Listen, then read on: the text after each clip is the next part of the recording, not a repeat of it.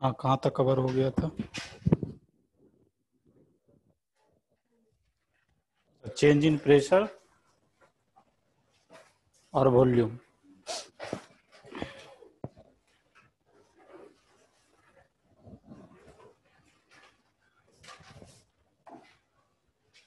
हम लोग ली Chatelier principal देख रहे थे।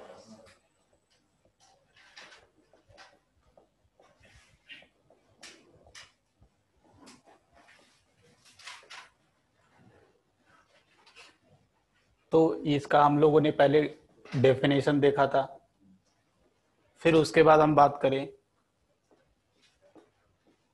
Effect of change of moles, change of moles of reactant और प्रोडक्ट। ये ओवर हो गया था, ये भी ओवर हो गया था। फिर ये भी बता दिए थे इफेक्ट ऑफ चेंज ऑफ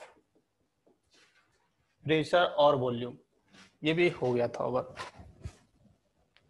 उसके बाद नेक्स्ट लिखे, आज जो पढ़ना है हम लोग को, that one is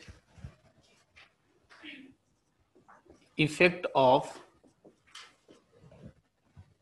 change in temperature, change in temperature.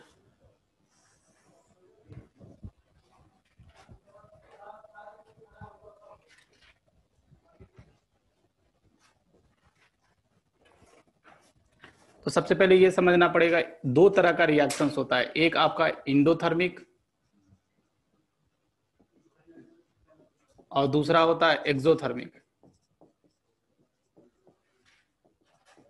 Endothermic reactions के लिए इसमें पता, इतना तो पता होगा कि इंडोथर्मिक रिएक्शंस में हीट एब्जॉर्ब होता है और इसमें रिलीज होता है, तो ये जानते हो। अगर मैं थोड़ा सा एडवांस टर्म्स में बात करूं, डेल्टा एच के टर्म्स में, तो इसके लिए डेल्टा एच का वैल्यू क्या होता है इंडोथर्मिक रिएक्शंस के लिए? पॉजिटिव होता है, पॉजिटिव होता है, मीन्स ये पॉजिटिव होता है ऐसा। और इसमें, इस केस में निगेटिव होता है, या ऐसे भी लिखा रहता है डेल्टा एच निगेटिव।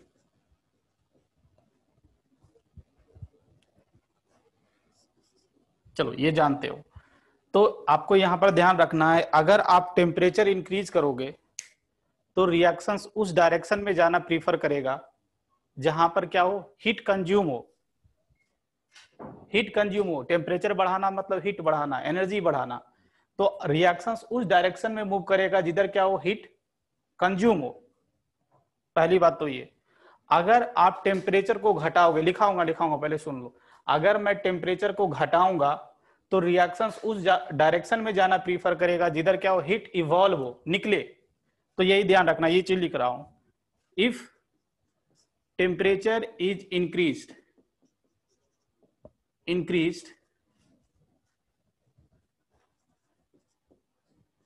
ऐसे लिख रहा, net reactions will move in that directions where heat is consumed, that is it will proceed in endothermic directions, क्योंकि हमको पता है इंडोथर्मिक रिएक्शंस में हीट कंज्यूम होता है, तो इसलिए मैं निकाल दिया क्या क्या क्या फिर से। सर इफ टी इज लिखा क्या है? If T is increased, if T temperature is increased, net reactions will proceed, move in that directions where heat is consumed, that is it will proceed in endothermic directions.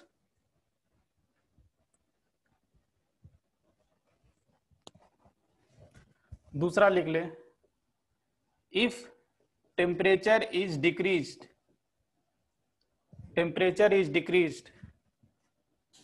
net reactions will proceed in that directions where heat is evolved. Heat is evolved. That is, it will proceed in exothermic directions.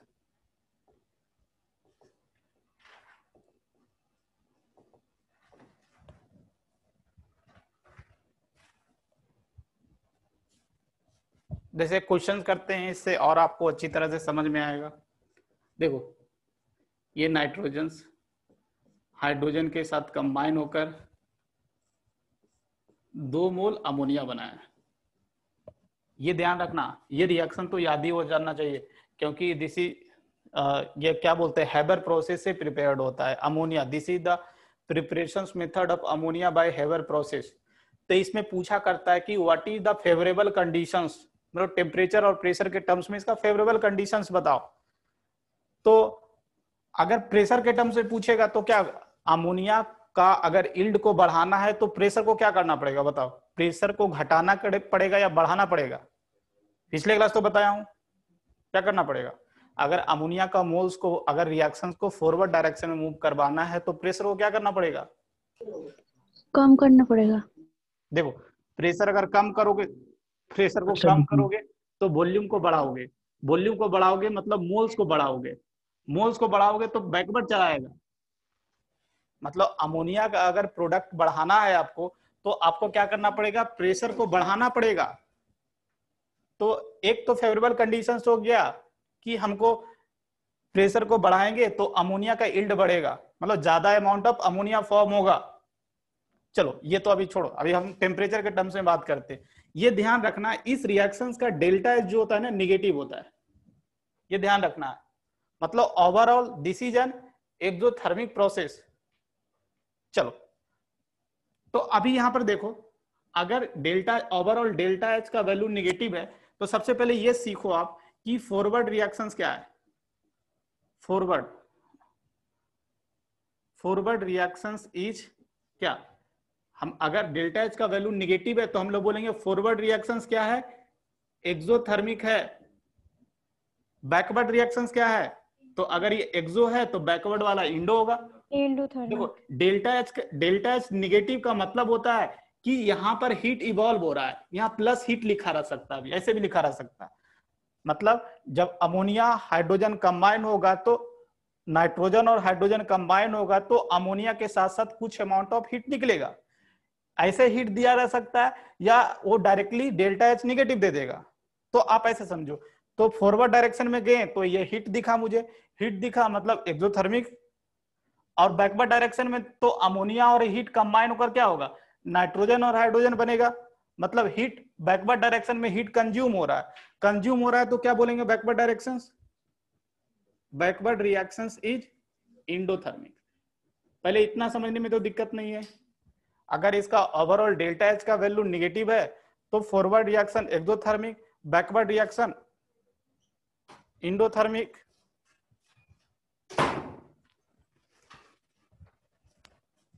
चलो इतना समझ में आ रहा है आपको। अब हम क्या कर रहा हूं ना, अगर if temperature is increase, temperature को बढ़ा रहा हूं तो नेट रिएक्शंस किधर मूव करेगा। देखो लिखा गया है, टेम्परेचर बढ़ाओगे तो इंडोथर्मिक डायरेक्शंस में, endothermic directions means backward directions, reactions will move in backward directions। या ऐसे भी ध्यान रखना, टेम्परेचर बढ़ाओगे तो उस डायरेक्शन में मूव करेगा जिधर हीट कंज्यूम होगा, तो बैकवर्ड डायरेक्शन में जाएगा तभी ना अमोनिया और हीट कंज्यूम होगा और नाइट्रोजन और हाइड्रोजन बनेगा। दूसरा point, if temperature is decreased तो reactions will proceed towards exothermic directions। exothermic directions means forward directions।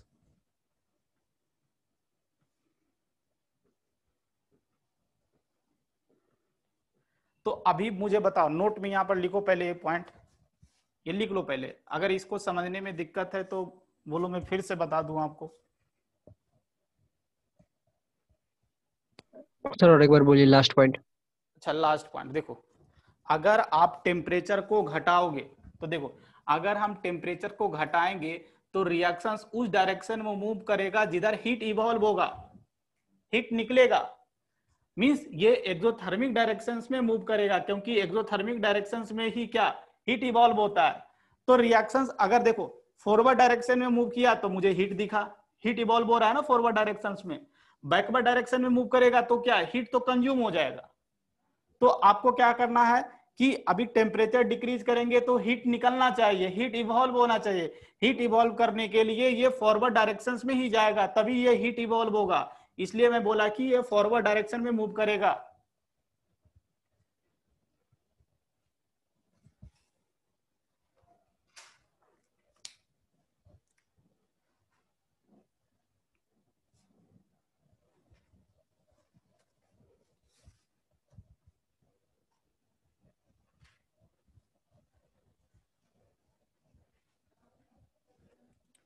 Note में लिखो,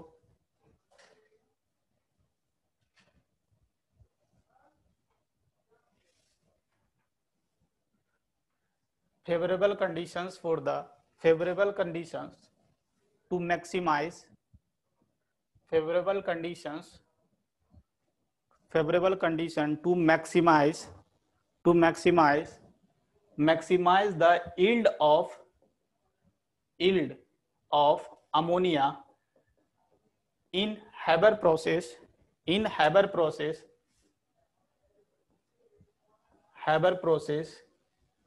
R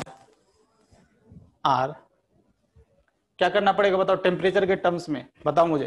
रिएक्शन का रिपीट कर सकते हैं? हाँ, टेम्परेचर घटाओगे तभी ये अमोनिया ज्यादा बनेगा। मतलब क्या, एक हाई टेम्परेचर क्या करना पड़ेगा, लो टेम्परेचर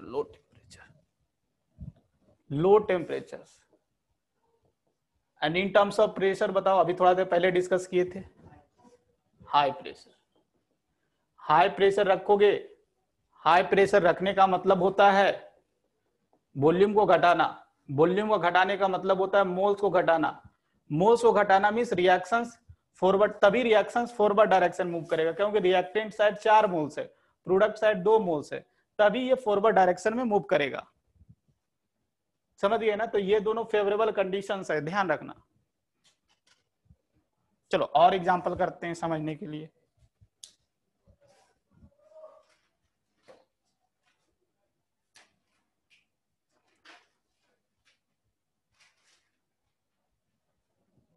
ये देखो PCl5 gas gives rise to PCl3 gas plus Cl2 gas. इसके लिए मैं बता दूं डेल्टा H का वैल्यू इसका पॉजिटिव होता है। चलो ये मैं बता दिया। अब ये बताओ, पूरा एनालाइज जैसे किया आप खुद करो, फिर मैं करूंगा, उससे मिलाना।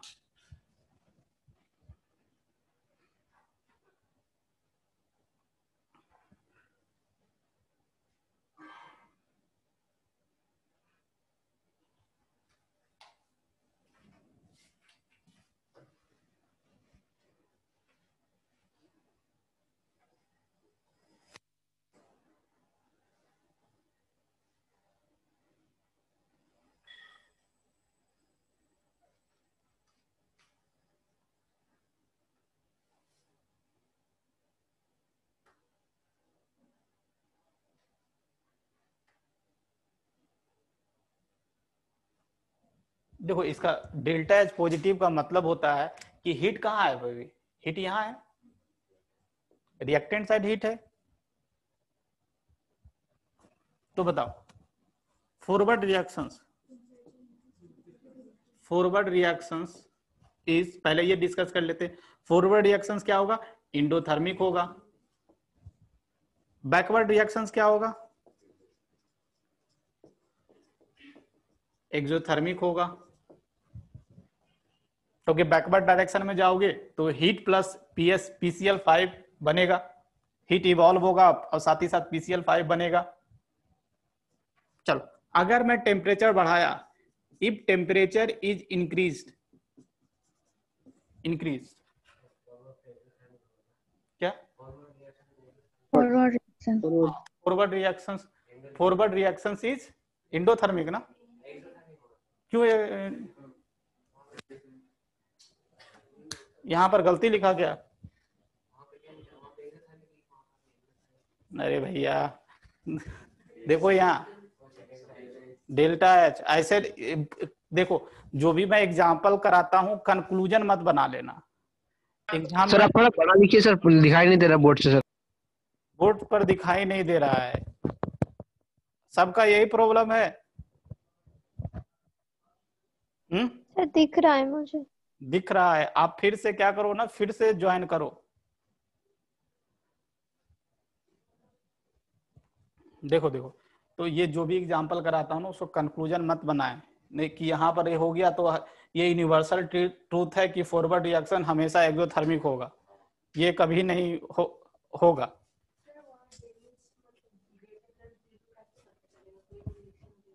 तो पहले क्यों नहीं आई? पहले अभी अच्छा, तो ये मैं बताया कि डेल्टा एच का वैल्यू पॉजिटिव होता है, इसका मतलब होता है कि इंडोथर्मिक रिएक्शंस के लिए डेल्टा एच का वैल्यू पॉजिटिव होता है।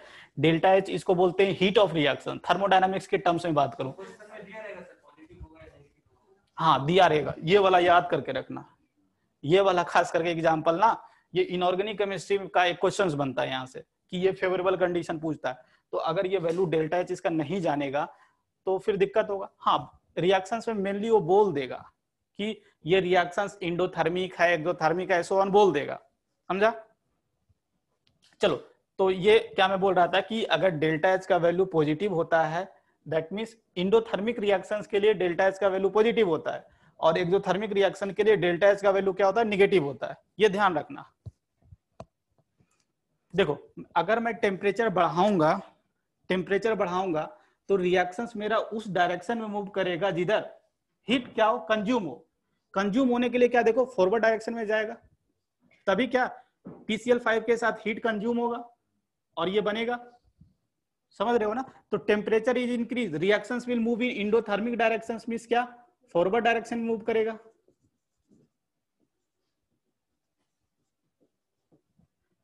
If temperature is decrease, reactions किधर मूव करेगा बताओ? बैकवर्ड डायरेक्शन में, तभी हीट इवॉल्व होगा। इतना ध्यान रखना, टेम्परेचर बढ़ाने से उस डायरेक्शन में जाएगा जिधर हीट कंज्यूम होगा, और अपने सहूलियत के लिए जो वैल्यू दिया रहेगा ना, तो आप उसको अपने कन्वीनियंट के अकॉर्डिंग हीट को यहां पर लिख ले, तो आपको दिक्कत नहीं होगा। क्योंकि थोड़ा सा भी गलती होगा तो पूरा, मतलब जैसे अगर 4 मार्क्स का होता है पूरा गलत हो जाएगा। अगर आप फॉरवर्ड की जगह बैकवर्ड कर दिए तो फिर तो क्वेश्चन वो गलत हो गया। तो अगर टेम्परेचर डिक्रीज करोगे तो रिएक्शन उस डायरेक्शन में जाएगा जिधर हीट इवॉल्व होगा। हीट इवॉल्व के लिए बैकवर्ड डायरेक्शन में जाना पड़ेगा इसको, तो क्या ये बैकवर्ड डायरेक्शन में जाएगा। बैकवर्ड डायरेक्शन में क्यों जाएगा? क्योंकि ये फिर से इक्विलिब्रियम रीगेन करना चाहता है, क्योंकि आपने डिस्टरबेंस इसको क्रिएट कर रहे हो। चलो ये समझ गया। अभी एक चीज मैं लिखाया था कि टेम्परेचर चेंज करने से के का वैल्यू भी चेंज हो जाता है, तो अब उस पर थोड़ा काम कर लेते हैं। आपने तो ये देख लिया टेम्परेचर बढ़ाने से रिएक्शंस किधर मूव करेगा, बैकवर्ड फॉरवर्ड, ये सब सीख लिया। उसके बाद नोट में फिर से लिखो, नोट लिखो the new equilibrium stage, note में लिखो the new equilibrium stage, the new equilibrium stage, new equilibrium stage has new value of equilibrium constant. New equilibrium stage has new value of equilibrium constant, that is equilibrium constant is temperature dependent. Equilibrium constant is temperature dependent. मतलब मैं क्या बोलना चाह रहा हूं समझे? लिख लिए? देखो मैं ये बोलना चाह रहा हूं कि मान लो इस रिएक्शंस का, मतलब जब आप डिस्टर्ब नहीं किए, इस रिएक्शंस का मान लो कि Kc का वैल्यू 40 है। जब आप टेम्परेचर चेंज करोगे ना तो Kc का वैल्यू 40 नहीं रहेगा, ये घटकर में भी 30 भी हो सकता है, में घटकर 50 भी हो सकता है। और प्रेशर के केस में अगर आप मोल्स को चेंज कर रहे थे उस केस में केसी का वैल्यू चेंज नहीं हो रहा था, केसी का वैल्यू यहां भी जितना था और जो चेंज करने के बाद भी केसी का वैल्यू कांस्टेंट था। बट अभी क्या प्रॉब्लम है, टेम्परेचर चेंज करने से केसी का वैल्यू भी चेंज हो जाएगा। तो आपको ये डिसाइड करने आना चाहिए कि टेम्परेचर चेंज करने से कब केसी का वैल्यू बढ़ेगा और कब केसी का वैल्यू घटेगा। समझा? ये चीज आपको सीखना पड़ेगा अभी। तो सीखने के लिए देखिए, उसके लिए एक इक्वेशन होता है, उसको हम लोग बोलते हैं दैट वन इज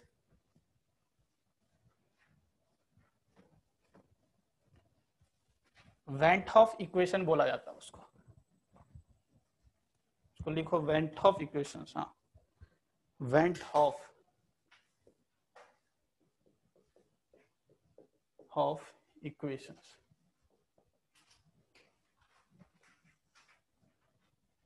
साइंटिस्ट का नाम है van't Hoff equations, determinations of equilibrium constant, determination of value of equilibrium constant,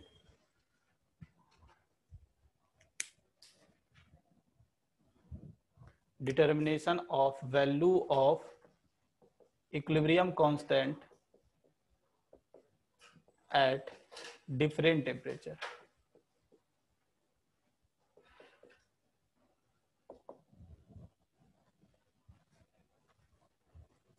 ये ध्यान रखना, क्या है, log K2 upon K1 that one is delta H upon 2.303 R 1 upon T1 minus 1 upon T2।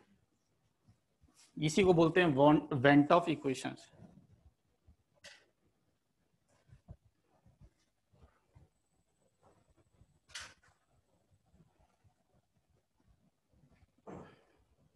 ये temperature T2 is greater than T1, जो final temperature है वो ज्यादा होगा as compared to initial temperature.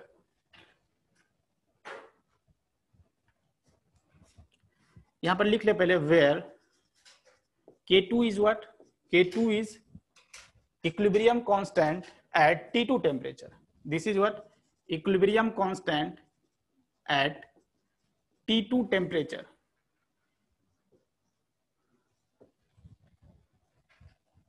K1 is what? Equilibrium constant at T1 temperature. Delta H क्या है? Delta H is हम लोग बोलते हैं इसको heat of reactions. Heat of reactions, इसका फॉर्मूला भी ध्यान रखें। ऐसे तो मैं इसको केमिकल काइनेटिक्स में बताऊंगा, activation energy in forward direction minus activation energy in backward directions. तो लिख लो इसको, इसमें तो और कोई अननोन टर्म नहीं है। आर तो पता है, आर को क्या बोलते हैं, universal gas constant. Universal gas constant. Sir वो डेल्टा के to the power n, delta क्या, डेल्टा H अपॉन 2.303 R। ना delta is equal heat of reaction. हाँ, heat of reaction equal to activation energy in forward. EAF का मतलब होता है activation energy of forward reactions minus activation energy of backward reactions.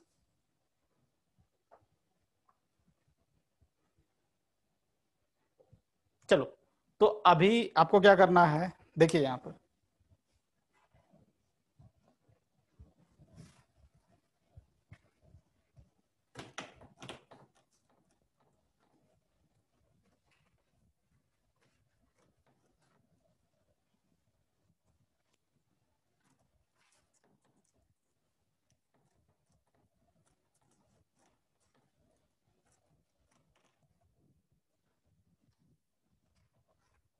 देखिए, for endothermic reactions means इसका delta H क्या होगा, positive होगा। अभी बताया हूं। देखो, ये वैल्यू तो ओवरऑल हमेशा पॉजिटिव होगा। जैसे 1/300 माइनस 1/400, तो ये तो वैल्यू निकालोगे तो पॉजिटिव ही आएगा ना। देखो, अगर इंडोथर्मिक रिएक्शंस है तो डेल्टा H का वैल्यू भी पॉजिटिव होगा। तो हम बोल सकते हैं कि log K2 अपॉन K1 का वैल्यू पॉजिटिव होगा, ये वैल्यू जो होगा पॉजिटिव होगा क्योंकि डेल्टा एच का वैल्यू पॉजिटिव है। लॉग हम बोल सकते हैं log K2 अपॉन K1 का जो वैल्यू है वो क्या है, पॉजिटिव है। ये चीज तभी पॉसिबल है जब K2 का वैल्यू K1 होगा, तभी ये पॉसिबल होगा, तभी ये पॉजिटिव आएगा। दैट इज हम लोग क्या बोल सकते हैं, इंडोथर्मिक रिएक्शंस के लिए टेम्परेचर बढ़ाने से K का वैल्यू बढ़ेगा। तो लिख लीजिए फॉर इंडोथर्मिक रिएक्शंस, यहां पर conclusion, for endothermic reactions on increasing temperature value of K increases, K का वैल्यू बढ़ेगा। मतलब इंडोथर्मिक रिएक्शंस के लिए टेम्परेचर घटाने से क्या होगा, टेम्परेचर घटाने पर K का वैल्यू घटेगा। अगर टेम्परेचर बढ़ाने से K का वैल्यू बढ़ रहा है तो टेम्परेचर घटाने से K का वैल्यू क्या होगा, घटेगा।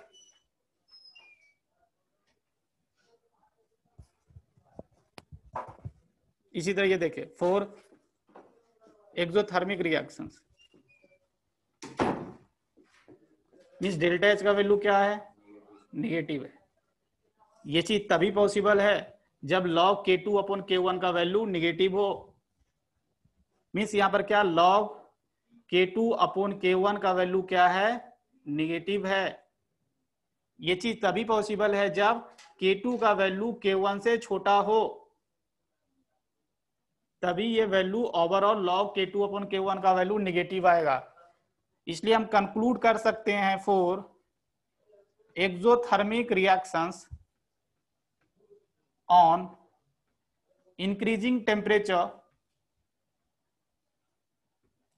वैल्यू ऑफ K क्या, डिक्रीजेज। आपसे ये क्वेश्चन में नहीं पूछेगा कितना बढ़ेगा, आपसे ये पूछेगा कि बढ़ेगा या घटेगा। ये चीज निकालने आना चाहिए आपको।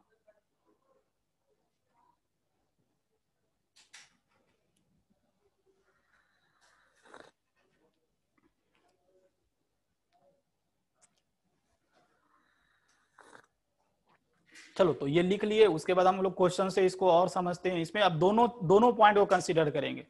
देखो इसको दो पार्ट में पढ़ाया हूं, एक पहला पार्ट में कि टेम्परेचर बढ़ाने से फॉरवर्ड मूव करेगा या बैकवर्ड मूव करेगा, ये पहला पार्ट हुआ। दूसरा पार्ट कि हम लोग ये देखा कि इक्विलिब्रियम कांस्टेंट का वैल्यू बढ़ेगा या घटेगा, दूसरा पार्ट इसका है। तो इसको एक क्वेश्चन के थ्रू समझते हैं। देखो क्वेश्चन,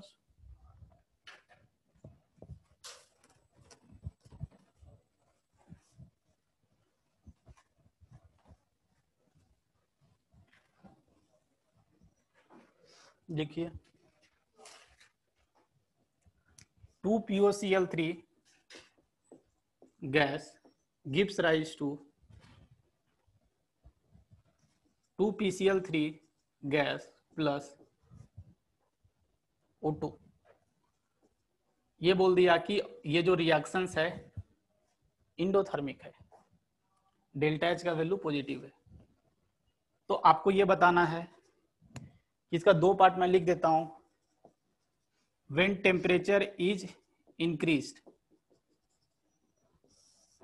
तो क्या होगा,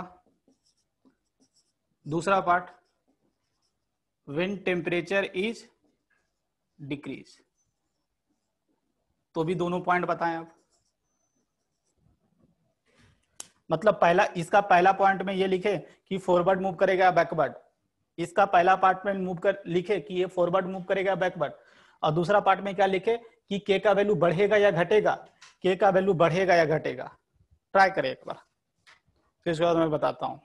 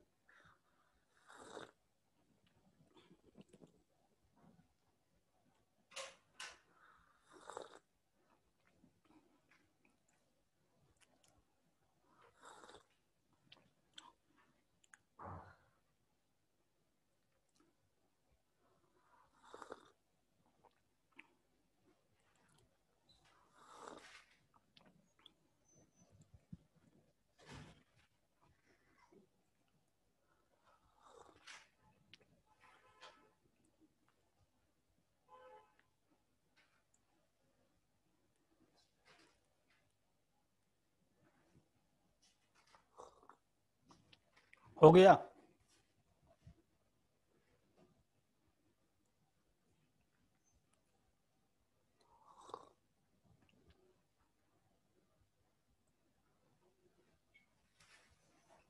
यस सर।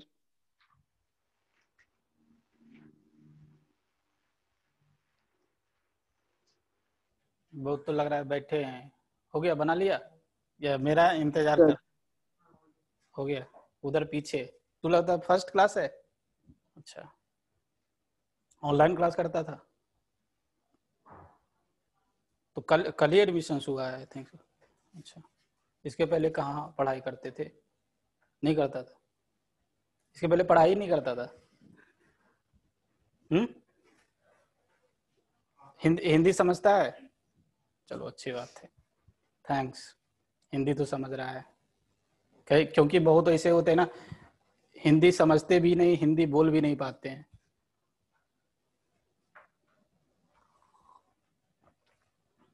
सर हो गया सर। अच्छा, हो गया। बताओ बताओ क्या लिखा? टेम्परेचर बढ़ाने से किधर मूव करेगा? फॉरवर्ड। Forward direction. हाँ, फॉरवर्ड डायरेक्शन, बिल्कुल सही। Forward direction sir. और ये यहाँ पर बताओ? बैकवर्ड। बैकवर्ड। बिल्कुल सही। चलो एक पार्ट, दूसरा पार्ट ये बताओ, टेम्परेचर के बढ़ाने के से फॉलो सर के इंक्रीज होगा इंक्रीज के फॉलो। देखो देखो, एक चीज ध्यान रखना, ये ओवरऑल रिएक्शंस कैसा है? ओवरऑल रिएक्शंस कैसा है? इंडोथर्मिक है। इंडोथर्मिक है। इंडोथर्मिक रिएक्शंस के लिए टेम्परेचर बढ़ाने से के का वैल्यू बढ़ता है। तो यहाँ क्या, वैल्यू ऑफ के विल इंक्रीज। यहां पर इंडोथर्मिक रिएक्शंस के लिए टेम्परेचर बढ़ाने से के का वैल्यू घटता है। इतना ही।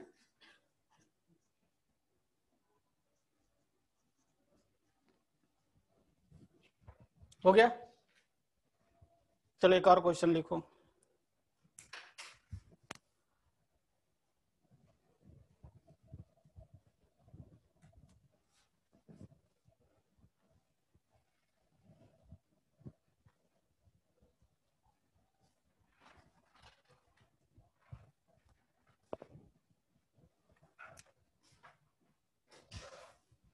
अगर किन्हीं को समझ में नहीं आया है तो पूछ ले, मैं फिर से बता दूं इसको।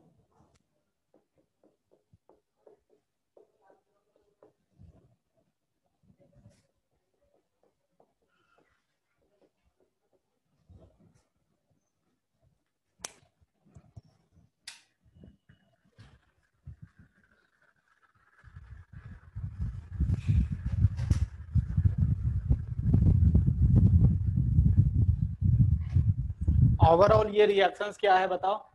एक्सोथर्मिक है।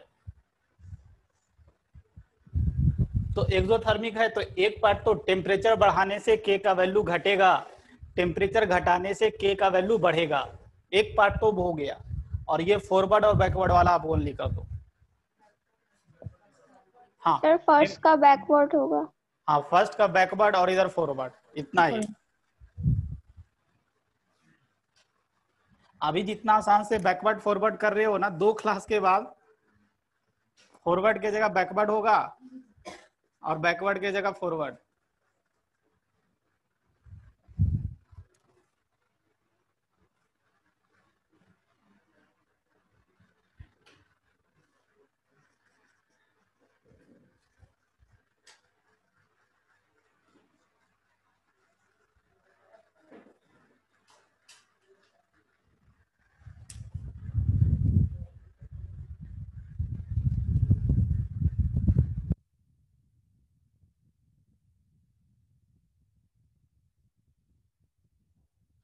इस टेम्परेचर का इफेक्ट भी हम लोग देख लिए। नेक्स्ट लिखिए, नेक्स्ट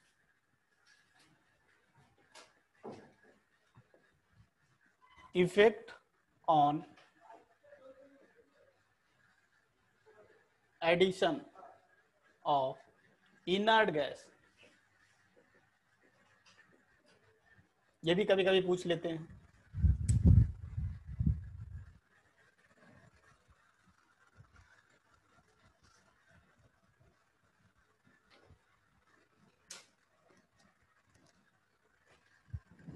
अब इसको समझे अच्छी तरह से। देखो इसमें दो केस लूंगा। एक पहला case, inert gas is added at constant pressure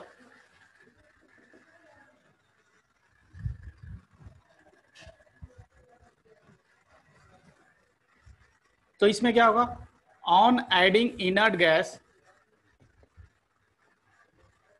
gas pressure volume increases. Volume तो चेंज होगा ना, वॉल्यूम इंक्रीजेस। अगर वॉल्यूम इंक्रीज होगा तो रिएक्शंस उस डायरेक्शन में मूव करेगा जिधर मोल्स ज्यादा होगा। तो यहां पर लिख लेंगे net reactions will proceed in that directions where number of mole increases, where number of mole increases।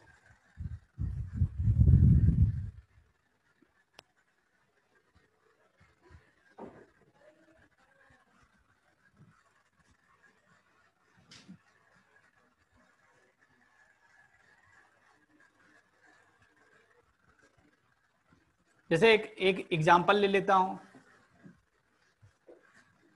जैसे ये रिएक्शंस, इसी रिएक्शंस ये समझ लो, PCl5 gives rise to PCl3 gas plus Cl2 gas. अगर आप इनर्ट गैस ऐड कर रहे हो, on adding inert gas at constant, ये ध्यान रखना, कांस्टेंट प्रेशर पर ऐड कर रहे हो, कांस्टेंट प्रेशर पर ऐड कर रहे हो। तो कांस्टेंट प्रेशर पर ऐड कर रहे हो तो क्या होगा, इक्विलिब्रियम विल गेट डिस्टर्ब। तो क्या करेगा, ये कोई डायरेक्शन में मूव करेगा so that it will regain the equilibrium again. तो कौन डायरेक्शन में मूव करेगा, देखो रिएक्टेंट साइड एक ही मोल है, प्रोडक्ट साइड कितना मोल है, 2 मोल है।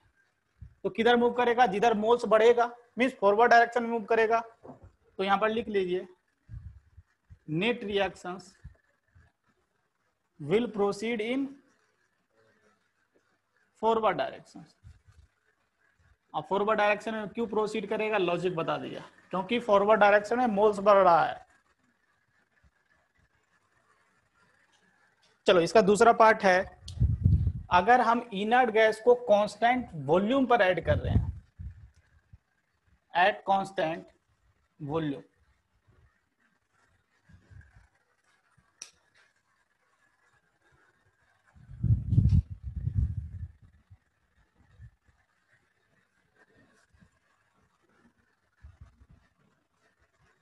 तो अगर आप कांस्टेंट नहीं मतलब मींस हम इनर्ट गैस चेंज करके हम इक्विलिब्रियम को डिस्टर्ब नहीं कर पाएंगे, समझा,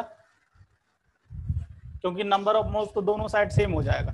हाँ ये ध्यान रखना है कि on adding inert gas at क्या, अभी कांस्टेंट वॉल्यूम। तो इस कंडीशंस में अगर वॉल्यूम कांस्टेंट हो गया तो आप इक्विलिब्रियम को डिस्टर्ब नहीं कर सकते हो। On adding inert gas add करके अगर कांस्टेंट वॉल्यूम है तो इक्विलिब्रियम को आप नहीं डिस्टर्ब कर सकते हो। तो यही लिख लीजिए, इसमें ये लिख लीजिए, there will be no effect on equilibrium state, means equilibrium will remain as it is if volume is constant।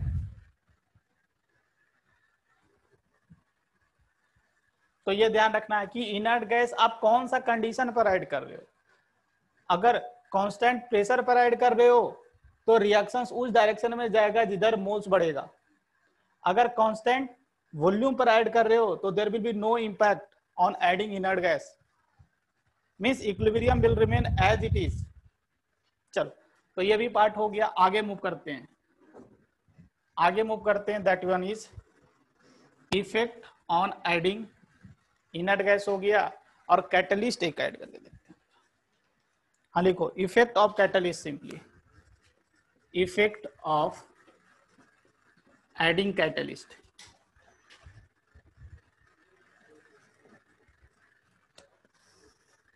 Effect of adding catalyst.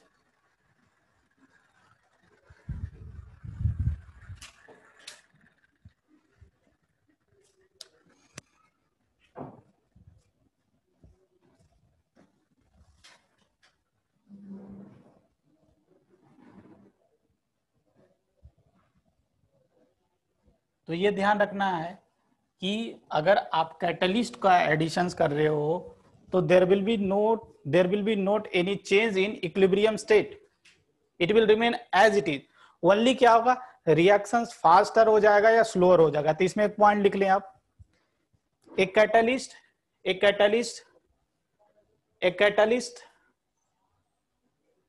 does not affect the equilibrium state,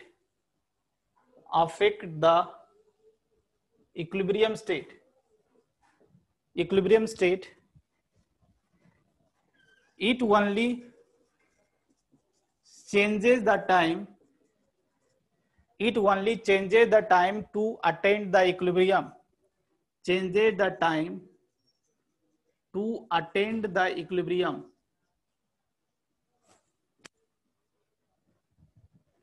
मैं क्या बोलना चाह रहा हूं इसको समझे। जैसे मान लो कि यही रिएक्शंस है,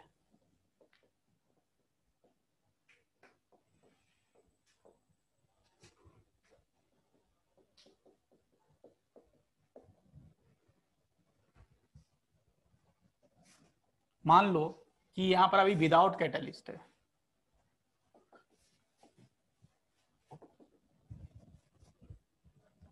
विदाउट कैटलिस्ट मान लो इक्विलिब्रियम अटेंड करने में मान लो कि ये 10 मिनट लगा रहा है, लेट इट बी।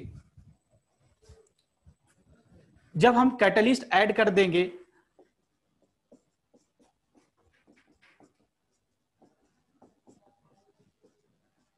ये विथ कैटलिस्ट है, कैटलिस्ट आपने ऐड कर दिया है, तो अभी क्या होगा ना, इक्विलिब्रियम अटेंड होने में टाइम क्या होगा, कम लगेगा। मे भी लग सकता है 3 मिनट 4 मिनट, सो कम टाइम लगेगा। देखो कैटलिस्ट भी दो तरह का होता है, एक को बोलते हैं पॉजिटिव कैटलिस्ट और एक निगेटिव कैटलिस्ट। अगर हम मेनली अगर कैटलिस्ट की बात करते हैं तो कैटलिस्ट मींस हम लोग समझते हैं पॉजिटिव कैटलिस्ट। पॉजिटिव कैटलिस्ट क्या करेगा, टाइम को कम करेगा, मतलब 3 ही मिनट में इक्विलिब्रियम अटेंड कर लेगा, जो कि पहले 10 मिनट में कर रहा था। अगर निगेटिव कैटलिस्ट होगा तो क्या होगा, टाइम बढ़ जाएगा, 10 मिनट की जगह हो सकता है 20 मिनट लगे, 15 मिनट लगे। तो मेनली अगर कैटलिस्ट की बात करते हैं तो हम पॉजिटिव कैटलिस्ट की बात करते हैं, इसलिए मैं बोला कि टाइम यहाँ पर कम लगेगा। देखो इसको और समझना है तो यहाँ पर थोड़ा प्रैक्टिकल एग्जांपल से समझ ले। मान लो कि ये कोलकाता का हावड़ा ब्रिज है, तो देखो यहाँ पर एक पर्सन है और यहाँ पर एक बच्चा है। अब दोनों दौड़ना शुरू किया, एक ही टाइम पर दोनों दौड़ना शुरू किया। तो दोनों दौड़ना शुरू किया तो मान लो कि ये मीटिंग पॉइंट है दोनों का, ये मीटिंग पॉइंट है, यहाँ पर मीट किया दोनों, यहाँ पर दोनों मिला, मतलब 5 मिनट के बाद ये मिल गया, 5 मिनट पर दोनों मिल गया। चलो तो ये इधर भी मिल सकता है, इधर भी, मैं हाइपोथेटिकली बोला कि यहाँ पर मिट गया। इसको हम कैमरा से रिकॉर्ड कर रहे हैं, कैमरा से रिकॉर्डिंग हो रहा है। तो रिकॉर्डिंग करने के बाद जैसे मोबाइल्स में फंक्शंस आता है कि *2 कर दिए, *3 कर दिए, आता है ना। तो अगर *2 करके देखेंगे तो क्या बताओ, ये मीटिंग पॉइंट चेंज होगा क्या, नहीं। पहले जो 5 मिनट में ये दोनों यहाँ पर मीट कर रहा था, ये अभी हुआ क्या, *2 करोगे तो मे बी ये 2 मिनट 3 मिनट में ये मीट कर ले, but meeting point will not change. Equilibrium, यही ऐसे समझो कि equilibrium state will not change, only क्या चेंज होगा, टाइम। जो टाइम 5 मिनट लग रहा था मीट करने में, अभी टाइम क्या लगेगा, 2 मिनट 3 मिनट लगेगा। समझ गया। तो यही कैटलिस्ट का काम है।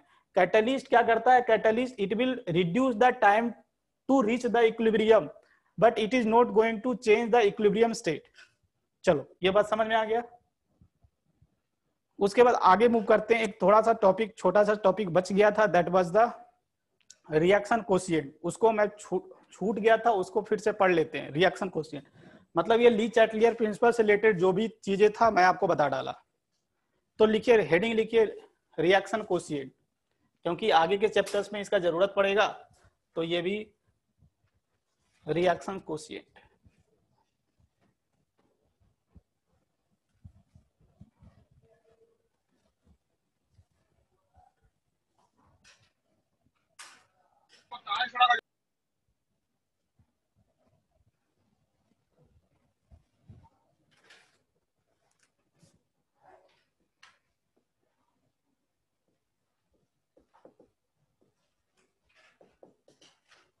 इसको Q से डिनोट किया जाता है। ये क्या होता है? तो ये क्या रिवर्सिबल प्रोसेस के लिए क्या? अच्छा, जनरल टर्म यूज किया जाता है।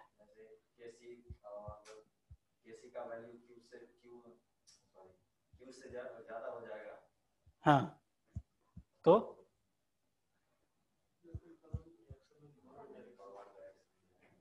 तो कहीं पढ़ाई किया है क्या? कहाँ पढ़ाई किया? 12th में पढ़ा है। कहाँ? अच्छा, पटना में। पटना में कहाँ? कंकरबाग में। कहाँ?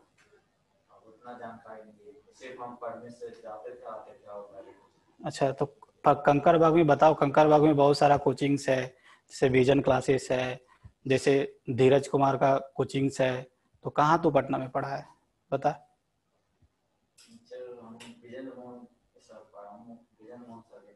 अच्छा, विजेंद्र मोहन के पास। पता नहीं, नए एस्टेब्लिश हो गए होंगे, इतना पता नहीं मुझे। चलो, तो रिएक्शन कोशिएंट क्या होता है? ये इसको भी it is defined in the same way as equilibrium constant, but it will defined at other than equilibrium conditions. तो इसको लिखो पहले क्या होता है, फिर मैं इसको समझाता हूं। इसको लिख लो एक बार। The expression of equilibrium constant, the expression of equilibrium constant, expression of equilibrium constant at conditions other than equilibrium,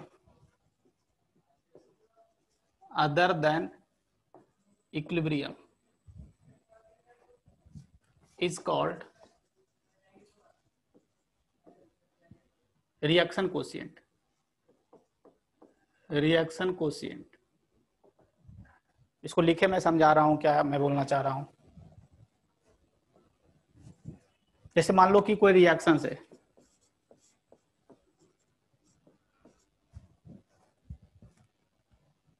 तो इसके लिए हम अगर केसी डिफाइन करते हैं, केसी तो क्या लिखते हैं बताओ?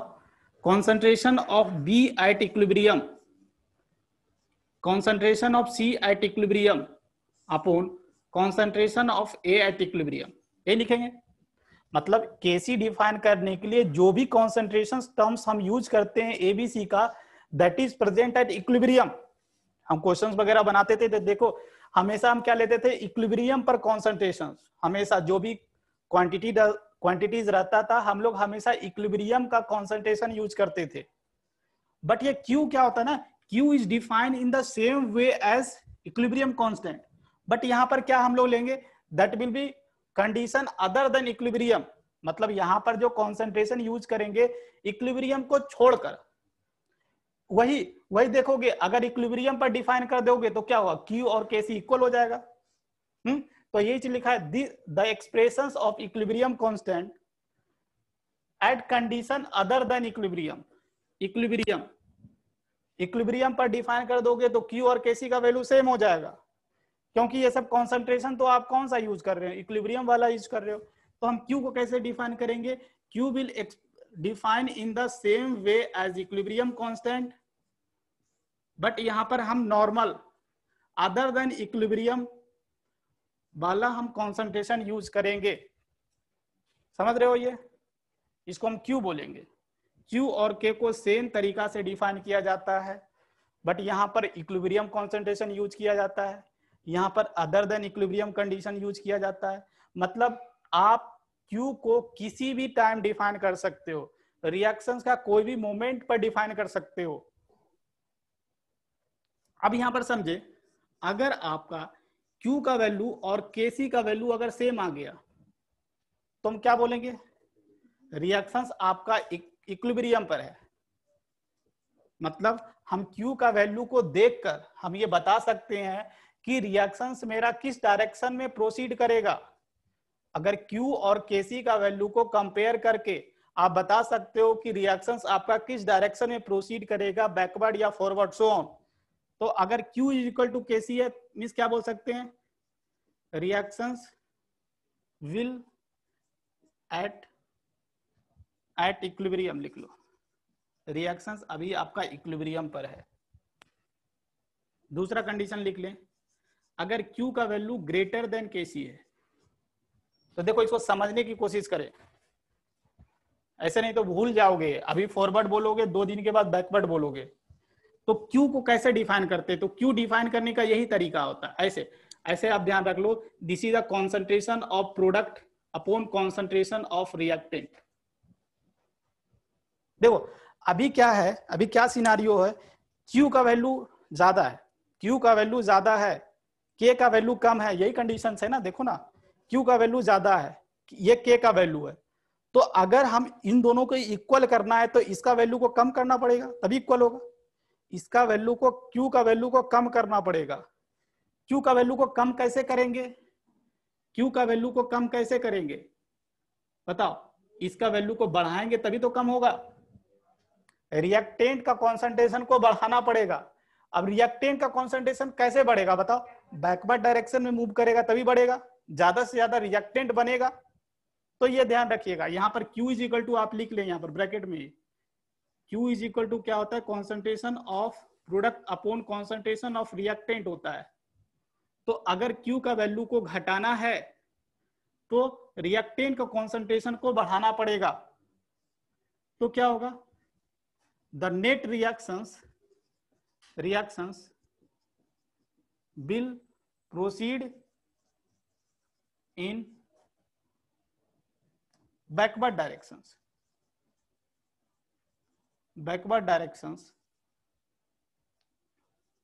direction to attain equilibrium। समझ गए ना, अगर Q का वैल्यू को घटाना है तो रिएक्टेंट का वैल्यू को बढ़ाना पड़ेगा।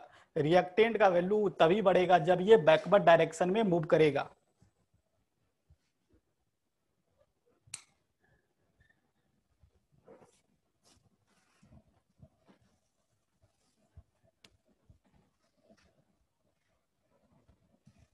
जैसे अगर मैं, देखो क्या मैं बोलना चाह रहा हूं, अगर मान लो कि Q का वैल्यू है 30, लेट इट बी, अगर Kc का वैल्यू है लेट इट बी 20, तो अगर पूछो कि ये जो रिएक्शंस है, कोई भी जो रिएक्शंस है इक्विलिब्रियम अटेंड करने के लिए किधर मूव करेगा, तो बोलोगे बैकवर्ड डायरेक्शन। यही चीज, यही सिनारियो है ना, reactions will move towards the backward direction, तभी इक्विलिब्रियम गेन होगा फिर से। थर्ड कंडीशन, ये जो तीसरा है, अगर Q का वैल्यू लेस देन Kc हुआ, Q कैसे डिफाइन करते हैं, that is concentration of product upon concentration of reactant. अभी क्या सिनारियो है, ये K का वैल्यू है, Q का वैल्यू कम हो गया है, Q का वैल्यू बढ़ाने के लिए, Q का वैल्यू बढ़ाना है अभी, तभी ये K के वैल्यू के इक्वल होगा। Q का वैल्यू बढ़ाना है, Q का वैल्यू, हाँ बोलो सर, वो पहले वाले में Q का घटाया था आपने सर, Kc से तो वो बढ़ा था ना। अच्छा, ये रिएक्टेंट, हाँ रिएक्टेंट को बढ़ाना है ना, रिएक्टेंट बढ़ाने के लिए बैकवर्ड ही जाएगा ना, ये रिएक्शन से, मान लो ये रिएक्शन से, तो बताओ किस कंडीशंस में रिएक्टेंट आपका ज्यादा बनेगा। रिएक्टेंट को ज्यादा करने के लिए बैकवर्ड जाना पड़ेगा ना, रिएक्टेंट को बढ़ाने के लिए आपको क्या करना पड़ेगा, बैकवर्ड मूव करना पड़ेगा। ये सब, बट सर वो Q तो Kc से बड़ा है, रिएक्टेंट बढ़ेगा तो अच्छा, Q तो घटेगा। Q का वैल्यू क्या करना है, कम करना है ना। Q का वैल्यू ठीक तो है, देखो देखो समझो समझो, अगर ये इसमें दिक्कत हो रहा है तो अभी क्या सिनारियो है, Q का वैल्यू ज्यादा है, Q का वैल्यू, ये K का वैल्यू है, अगर Q का वैल्यू ज्यादा है उसको कम करना है तो मैं कम ही तो कर रहा हूं। अगर Q का वैल्यू कम करना है तो रिएक्टेंट को बढ़ाना पड़ेगा, रिएक्टेंट तभी बढ़ेगा जब ये बैकवर्ड डायरेक्शन में मूव करेगा, समझ गए ना। Yes sir. चलो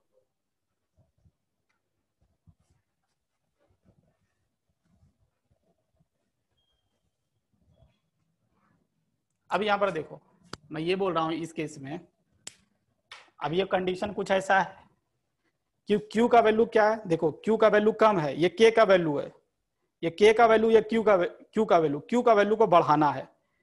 Q का वैल्यू तभी बढ़ेगा जब आप रिएक्टेंट का कॉन्सेंट्रेशन को कम करोगे, रिएक्टेंट का कॉन्सेंट्रेशन को कम करोगे तभी ये बढ़ेगा, ये बढ़ेगा। तो क्या करना पड़ेगा, अगर ज्यादा से ज्यादा रिएक्टेंट कम हो, रिएक्टेंट कम होने के लिए रिएक्शंस को फॉरवर्ड डायरेक्शन में मूव करना पड़ेगा ना, यही रिएक्शन से R gives rise to P। अगर आपको रिएक्टेंट को कम करना है तो रिएक्शन को फॉरवर्ड डायरेक्शन में मूव करा दो, रिएक्टेंट ऑटोमेटिकली कम हो जाएगा। तो यहां पर लिख ले the net reactions will proceed in forward directions to attain equilibrium।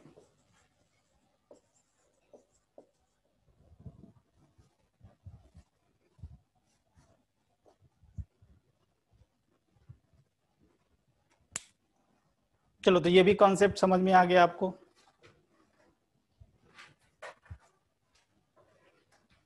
थोड़ा सा कंफ्यूजिंग है तो थोड़ा ये सब ध्यान रखिए कि कैसे जो कंपेयर करके, जैसे हम कोरिलेट कर रहे हो उस तरह से कोरिलेट करोगे तो नहीं गलत होगा।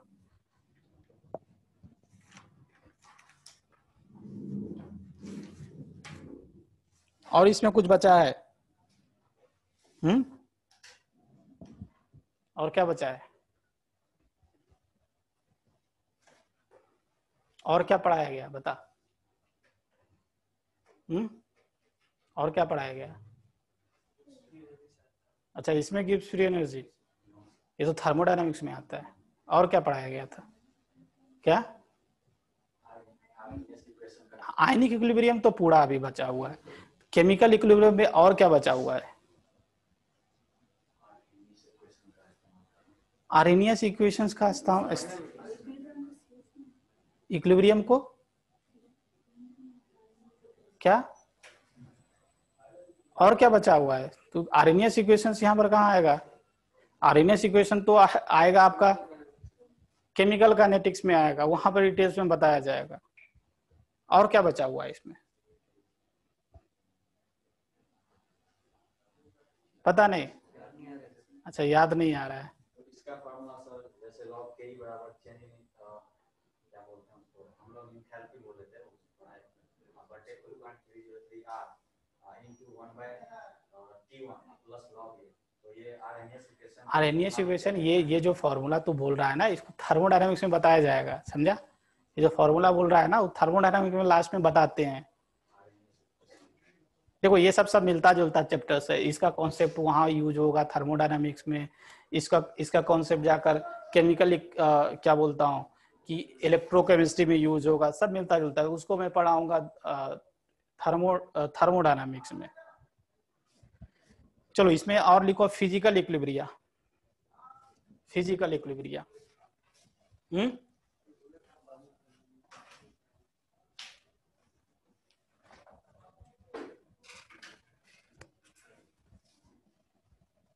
फिजिकल इक्विलिब्रिया क्या होता है? ये तो बता चुका हूं, फिजिकल इक्विलिब्रिया क्या होता है।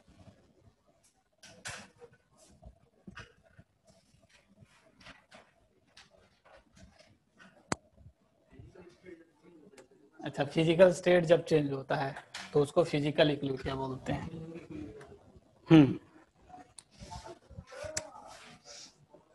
ये लिखा चुका हूं, सुन फिजिकल इक्विलिब्रियम क्या होता है। मतलब अभी तक हम लोग केमिकल इक्विलिब्रियम पढ़ रहे थे, केमिकल इक्विलिब्रियम। अब फिजिकल इक्विलिब्रियम की थोड़ा बात करते हैं। तो फिजिकल इक्विलिब्रियम क्या होता है ये जानते हो। अब जैसे थोड़ा सा ये बात कर लेता हूं, मेल्टिंग ऑफ, थोड़ा बेसिक चीज है, मेल्टिंग ऑफ सॉलिड। इसी में मैं आपको ट्रिपल फेज डायग्राम पढ़ा दूंगा यहाँ पर ही, triple phase diagram. Melting of solid, देखो ये सॉलिड है और ये आपका लिक्विड है। जब भी कोई सॉलिड लिक्विड में मेल्ट करता है तो उस प्रोसेस को क्या बोलते हैं, फ्यूजन बोला जाता है।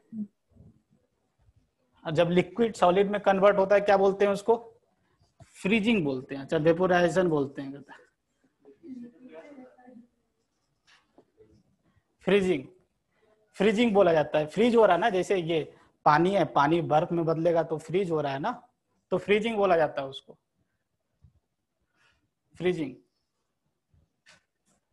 फ्रीजिंग। हाँ, तो यहाँ पर देखो इन दोनों के बीच अगर एक टर्म यूज किया जाता है मेल्टिंग पॉइंट, तो मेल्टिंग पॉइंट किसके रिस्पेक्ट में यूज किया जाता है, सॉलिड के रिस्पेक्ट में मेल्टिंग पॉइंट यूज किया जाता है। जैसे अगर मैं बात करूं आइस का मेल्टिंग पॉइंट क्या होगा, तो बोलोगे 0 डिग्री बोलोगे। अगर मैं लिक्विड के रिस्पेक्ट में बात करूं, लिक्विड के रिस्पेक्ट में बात करूं तो उसके लिए क्या यूज करोगे, फ्रीजिंग पॉइंट। ये लिक्विड, ये पानी जो होता है जब बर्फ में बदलता है तो दैट उसके लिए हम लोग क्या यूज करेंगे, फ्रीजिंग पॉइंट। तो फ्रीजिंग पॉइंट भी क्या होगा, फ्रीजिंग पॉइंट भी 0 डिग्री ही होगा ना। ये सब बेसिक चीजें समझते हो। चलो, तो आपको ये पता है जब भी फेज में ये इन दोनों के बीच भी एक इक्विलिब्रियम एग्जिस्ट करता है। इक्विलिब्रियम कौन सा टेम्परेचर पर, मतलब ये जो मैं बोल रहा हूं ना इसके करस्पॉन्डिंग, ये लिख सकते हो अगर नहीं समझ में आ रहा है तो। अगर सॉलिड के रिस्पेक्ट में बात करूं तो हम लोग क्या बोलते हैं, मेल्टिंग पॉइंट, मेल्टिंग पॉइंट की बात होती है। अगर मैं लिक्विड के रिस्पेक्ट में बात करूं, जैसे सॉलिड के मैं बोल रहा हूं ना, आइस का फॉर एग्जांपल, आइस का मेल्टिंग पॉइंट जो होता है 0 डिग्री सेल्सियस। अगर मैं लिक्विड की बात करूं, लिक्विड जब सॉलिड में कन्वर्ट होगा तो उसके लिए क्या यूज करते हैं, फ्रीजिंग, फ्रीजिंग पॉइंट यूज किया जाता है। जैसे मैं बात करूं फॉर वाटर, ये जो फ्रीजिंग पॉइंट है that is also 0 degree.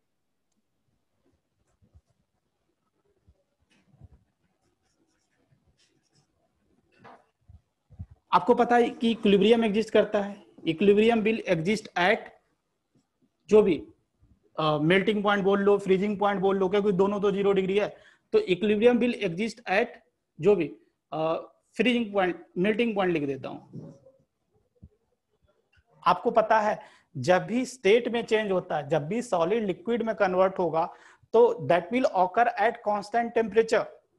Temperature उस दौरान क्यों रहता है, दौरान क्या रहता है, कांस्टेंट रहता है। और उस कांस्टेंट टेम्परेचर पर जो हीट ऐड करते हो that will called what, latent heat, या हम लोग बोलते हैं लेटेंट हीट ऑफ, जो भी क्या बोले, लेटेंट हीट ऑफ क्या बोलेंगे, fusion. Latent heat of fusion, दो टर्म यूज होता है, एक लेटेंट हीट ऑफ फ्यूजन और एक लेटेंट हीट ऑफ वेपोराइजेशन। वो लिक्विड से सॉलिड, लिक्विड और गैस वाला में ऑकर होता है। जब भी आप कांस्टेंट टेम्परेचर, जैसे थर्मोडायनामिक्स में ऐसे बताया जाएगा, कांस्टेंट टेम्परेचर पर जब ये फेज चेंज होता है ना, सॉलिड से लिक्विड में जब फेज चेंज होता है तो temperature will remain 0 degree, 0 degree. और उस कंडीशन पर जो भी आप हीट ऐड करोगे that will call latent heat of fusions. ये बात ध्यान रखना।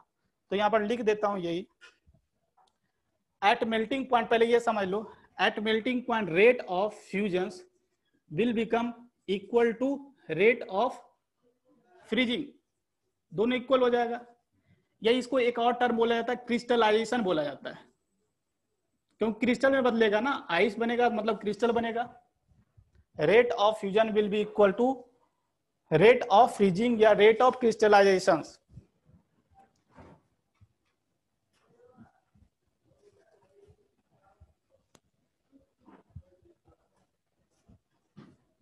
यहां पर लिख लो, the heat the heat added at constant temperature, constant temperature bracket में लिख देता हूं मेल्टिंग पॉइंट, मेल्टिंग पॉइंट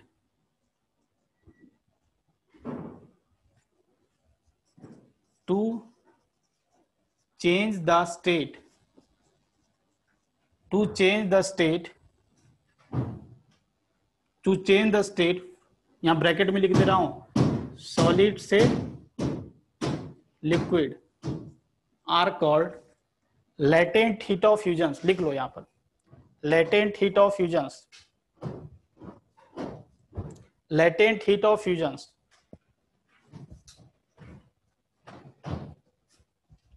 मतलब 0 डिग्री सेल्सियस पर जो आप हीट ऐड करोगे that will utilize to change the phase from solid to liquid. उस दौरान टेम्परेचर विल रिमेन कांस्टेंट। उसी को हम लोग क्या बोलते हैं, जो भी आपने हीट ऐड किया है, फेज चेंज करने के लिए जो हीट ऐड किया है, that will called what, latent heat of fusion.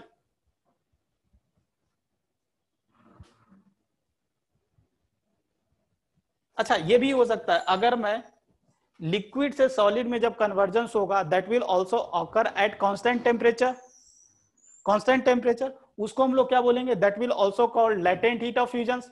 But उस केस में डेल्टा एच का वैल्यू निगेटिव होगा। वहां पर क्या होगा, हीट ऐड नहीं होगा, हीट इवॉल्व होगा। जैसे आपको पता है ना, सॉलिड से लिक्विड में बदलने के लिए हीट देना पड़ता है। तो जो भी आप कांस्टेंट टेम्परेचर पर हीट दे रहे हो उसको क्या बोलेंगे, लेटेंट हीट ऑफ फ्यूजन्स, और उसका वैल्यू पॉजिटिव होगा। बट अगर उल्टा डायरेक्शन में करें, लिक्विड से सॉलिड में कन्वर्जेंस कर रहे हो, that will also occur at constant temperatures, और उस केस में क्या होगा, latent of fusions, latent heat of fusion, that will B evolve, energy निकलेगा वहां पर। ये सब ऐसे आप पढ़े होगे, पहले भी पढ़े होगे ये सब।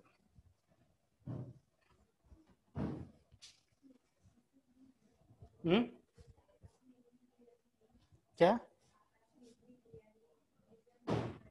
इक्विलिब्रियम एक क्लियरली नहीं कराया गया था, तो ब्रांड है, आकाश का तो ब्रांड है ना, बहुत बड़ा ब्रांड है। यहाँ पर देखोगे तो उसका 5 सेंटर है, 5 सेंटर। यहाँ पर एक सेंटर आपको क्या, फुलबागान सेंट्रल, फिर एक उधर बैरकपुर, और भी 2 सेंटर कहीं कहीं हैं। जितने भी सेंटर्स रन होते हैं ना आकाश का, यहाँ कोलकाता हो गया, आसनसोल हो गया, दुर्गापुर हो गया, इवन इन पटना, दैट उसका ऑनर एक ही है, एक ही ऑनर है। मतलब ऑनर, ये सब फ्रेंचाइजी सेंटर्स है, उसका एक ही ऑनर है, वो सब सेंटर इसी का रन होता है।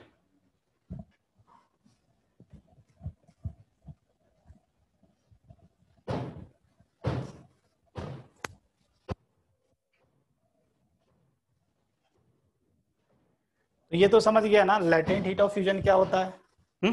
थोड़ा सा आगे मूव करते हैं।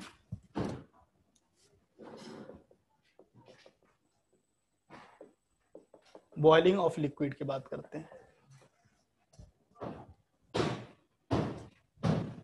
जैसे अभी क्या होगा, लिक्विड से वेपर में बदलेगा, ये भी कांस्टेंट टेम्परेचर पर होगा। जैसे सॉलिड से लिक्विड में कन्वर्जेंस हो रहा था, that occur at constant temperatures. इसको क्या बोलेंगे, जब लिक्विड से वेपर में कन्वर्जेंस होगा उसको वेपोराइजेशन बोलेंगे, वेपोराइजेशन या बॉइलिंग भी बोल देंगे। और इस प्रोसेस को क्या बोलेंगे बताओ, वेपर से लिक्विड में कंडेंसेशन, बिल्कुल सही, कंडेंसेशन बोलते हैं।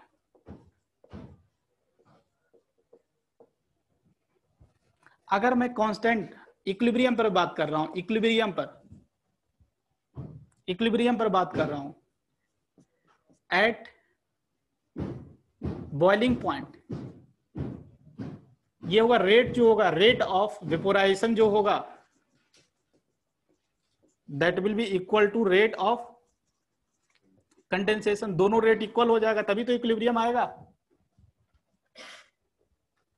अब इस कांस्टेंट बॉइलिंग पॉइंट पर आप जो भी हीट ऐड करोगे that will called what, latent heat of vaporization बोलते हैं उसको। तो ये आप लिख लीजिएगा, लिख लो। The amount of heat added amount of heat added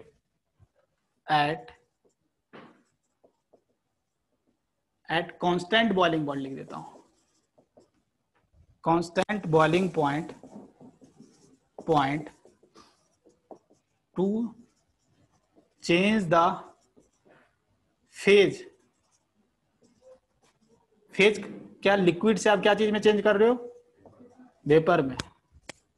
to change the phase are called, क्या बोलेंगे, latent heat of vaporisation.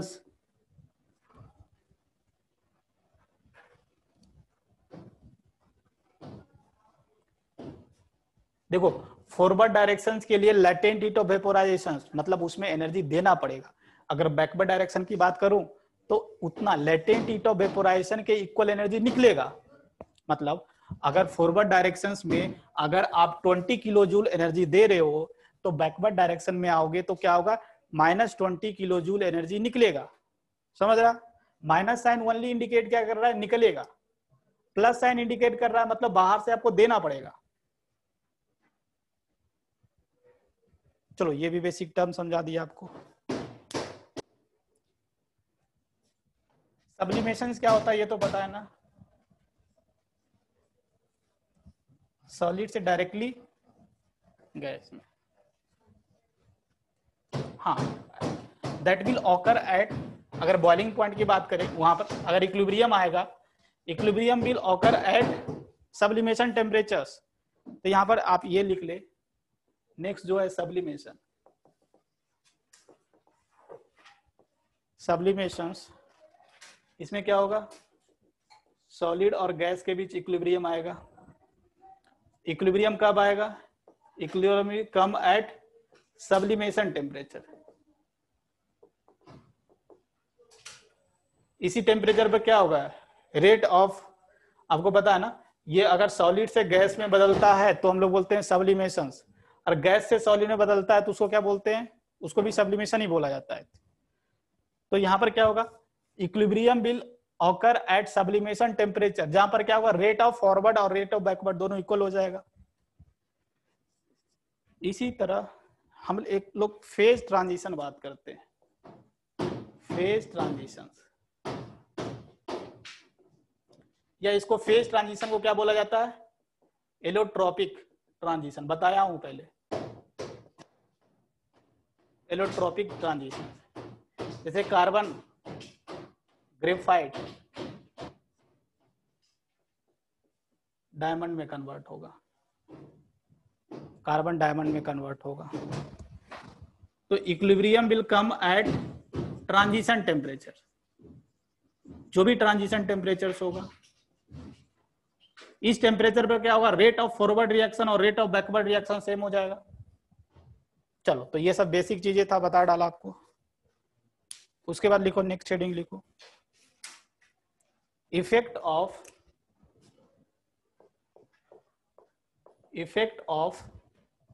Pressure change on physical equilibria.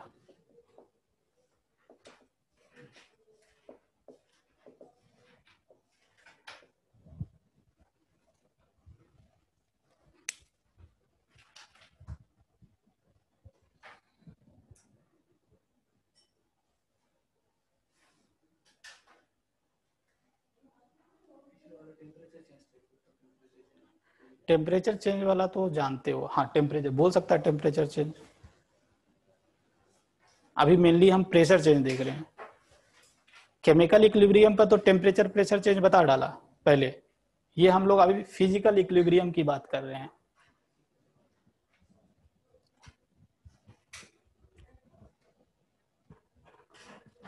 Temperature change तो जानते हो, जैसे अगर मैं इसमें बात करूं कि अगर मैं टेम्परेचर बढ़ाऊंगा तो रिएक्शंस किधर जाएगा, बताओ। रिएक्शन किधर जाएगा? टेम्परेचर बढ़ाने से उस डायरेक्शन में जाएगा जिधर हीट कंज्यूम होगा, तो फॉरवर्ड डायरेक्शन में जाएगा। अगर किसी सॉलिड को, आइस को अगर आप वेपर में बदलना चाहते हो, वाटर वेपर में बदलना चाहते हो, उसके लिए तो हीट देना पड़ेगा इसको। तो ये तो समझ में आता है, टेम्परेचर बढ़ाने से फॉरवर्ड, टेम्परेचर घटाने से बैकवर्ड। अगर सॉलिड लिक्विड की बात हो रही है तो वहां पर भी यही होगा, टेम्परेचर बढ़ाने से लिक्विड ज्यादा बनेगा, टेम्परेचर घटाने से सॉलिड ज्यादा बनेगा। बट प्रेशर्स में दिक्कत होती है। प्रेशर में एक फंडा ध्यान रखिएगा, क्या चीज, एक पॉइंट लिख लो यहाँ पर, लिख लो यहाँ पर, on increasing pressure, on increasing pressure over a physical equilibrium, on increasing pressure over a physical equilibrium, comma, the equilibrium will shift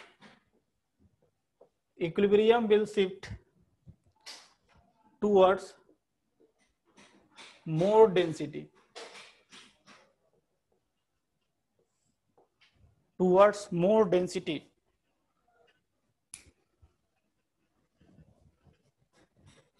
मैं क्या बात करना चाहता हूं, देखिए, जैसे मैं लेता हूं example, vaporisation of liquid.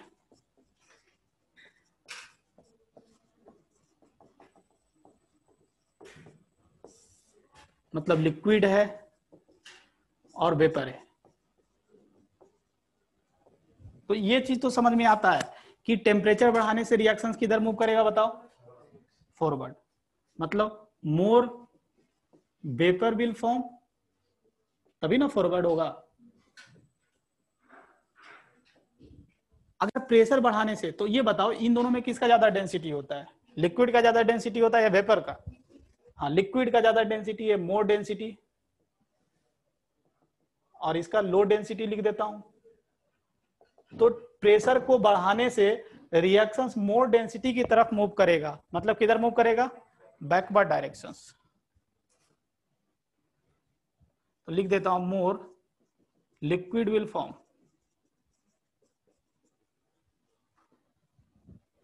More liquid will form,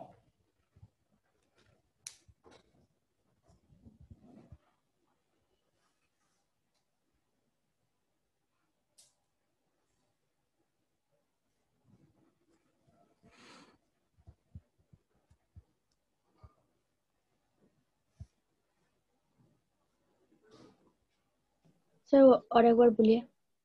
और एक बार बोलूं, देखो मैं बोला कि प्रेशर चेंज करने से रिएक्शंस उस डायरेक्शन में जाएगा जिधर ज्यादा डेंसिटी होगा।